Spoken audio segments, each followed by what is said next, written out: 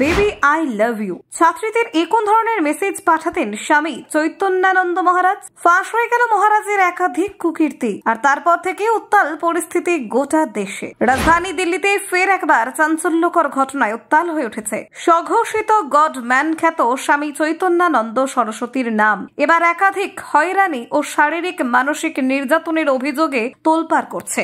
অভিযোগের কেন্দ্রবিন্দুতে রয়েছে তার ইনস্টিটিউট এবং সেখানে পড়ুয়া 17 জন ছাত্রী। ইতিমধ্যেই স্বামী চৈতন্যানন্দের বিরুদ্ধে এফআইআর দায়ের করা হয়েছে। তবে তদন্ত প্রক্রিয়া চলাকালীন আরো ভয়াবহ তথ্য সামনে আসছে। জানেন কি সেই তথ্য? আসল সত্যিটা জানলে আপনিও চমকে উঠবেন। মহারাজ হয়েও এমন কাণ্ড, সবাই একেবারে ছিছি করছে। দেখুন ঠিক কি ঘটলো। হ্যাঁ, সম্প্রতি এক ছাত্রী অভিযোগ করেছেন যে 2024 সালের অক্টোবর মাসে ইনস্টিটিউটে ভর্তি হওয়ার পর তাকে জোর করে একটি ফর্মে স্বাক্ষর করানো হয়। এই ফর্মের মাধ্যমে স্বামী চৈতন্যানন্দ প্রাথমিকভাবে তার নিয়ন্ত্রণ প্রতিষ্ঠা করেন।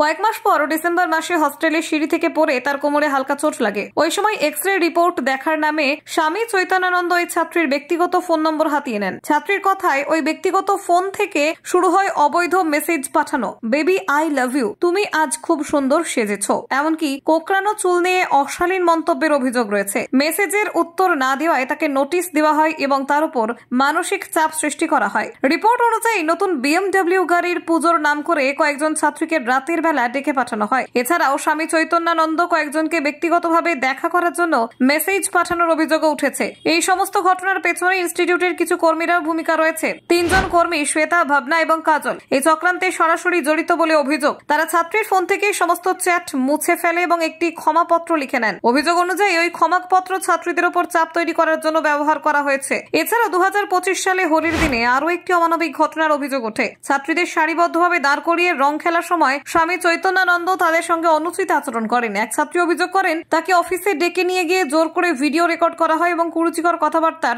সম্মুখীন হতে হয়। 2025 সালে জুন মাসে ঋষিকেশ সফরের সময় স্বামী চৈতন্যানন্দের অনৈতিক আচরণের অভিযোগ রয়েছে। একাধিক ছাত্রীকে শরীরে হাত দেওয়া হয়। প্রতিবাদী ছাত্রীদের পরীক্ষা এবং নম্বরেও প্রভাব ফেলা হয়েছে। এমনকি অভিযোগ রয়েছে যে তিনি তার ভাইকে অপহরণের হুমকিও দিয়েছিলেন। ছাত্রীর মোবাইল থেকে বাবা মায়ের নাম্বার ব্লক করা হয় যাতে তারা যোগাযোগ করতে না পারেন। এতে প্রমাণিত হয় যে এই অত্যাচারের পেছনে একটি সুপরিকল্পিত কৌশল কাজ করছিল। স্বামী চৈতন্যানন্দ কেবল নিজের ক্ষমতা প্রদর্শন করতে এই ধরনের মানসিক ও শারীরিক হেনস্থা চালিয়ে গিয়েছেন। এই ঘটনায় সামাজিক ও মানসিকভাবে প্রভাবও রয়েছে। পড়ুয়াদের মধ্যে আতঙ্ক, মানসিক চাপ এবং নিরাপত্তাহীনতা বোধ বৃদ্ধি পেয়েছে। অভিভাবকরা আতঙ্কিত এবং ছাত্রীরা স্বাভাবিক পড়াশোনা ও জীবনযাপন করতে পারছেন না। তদন্তকারীরা ইতিমধ্যে বিভিন্ন প্রমাণ সংগ্রহ করেছেন। ফোন, চ্যাট, সাক্ষ্য এবং হাসপাতাল রিপোর্ট সহ অন্যান্য তথ্য যাচাই করা হচ্ছে। পুলিশি তদারকি এবং ফরেনসিক বিশ্লেষণ ঘটনার প্রমাণের ক্ষেত্রে গুরুত্বপূর্ণ ভূমিকা পালন করছে।